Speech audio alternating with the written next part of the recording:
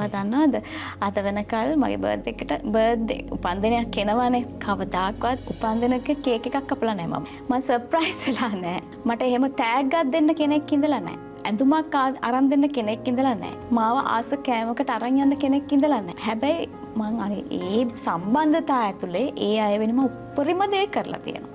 මගේ ජීවිත කාල අප්‍රමාණවම ගුටි කාලා තියෙනවා. සමහර වෙලාවට මට ගහන පාරවලම තොලකට වැදිලා පැලිලා ගිහිල්ලා තියෙනවා. ඒත් කවදාවත් අහලා නැනේ වර රිදුනද? ආයි එහෙම වෙන්නේ නැහැ.